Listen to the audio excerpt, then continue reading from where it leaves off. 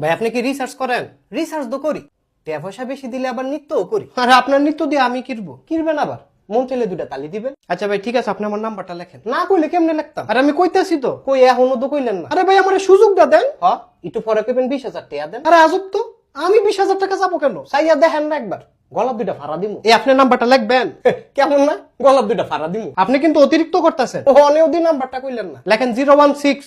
আচ্ছা 0167474 74 ভাই 74 কইেন না চাই ইমনে কইলে আমার ফেস লাগে। আপনার নাম্বার শুরু 016 জি 74 আবার কই 74, আমি 74ই কমু। এটা কিন্তু বাড়াবাড়ি হইতাছে। বাড়াবাড়ি আমার পছন্দের কাজ, সুযোগ পেলেই বাড়াবাড়ি করি। এর লাগি 74 লইই বাড়াবাড়ি করবেন? আমি 74 লইই বাড়াবাড়ি করি।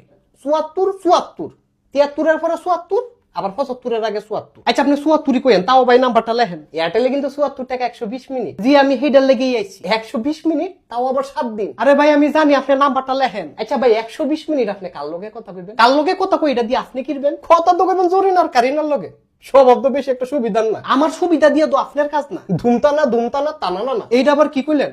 কিছু দিয়ে বুঝলাম না। হ্যাঁ রে জরিনার কারিনা মানুষের খুঁজা ফেলি না। ভাই বহুত হইছে, এবার জলদি নাম্বারটা লেখেন। তাড়াহুড়া শয়তানের কাজ, হুজুরের তো খোঁজ লইয়া দেখেন। ভাই আল্লাহর হস্তে নাম্বারটা লেখেন ভাই, আর ভাল লাগে না ভাই, সবজি দোকান বন্ধ ভাই, একটাও খোলা না ভাই, আল্লাহর হস্তে নাম্বারটা খালি লেখেন ভাই। আচ্ছা ভাই আপনি ফরেন নাম্বারটি কোন? এরপরে হইলো 593। 593 কি হইলো? 593 কেডা খাই বিড়ি?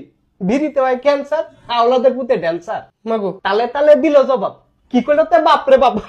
মাগো নাম্বারটা দিকে কেটে গেল গা।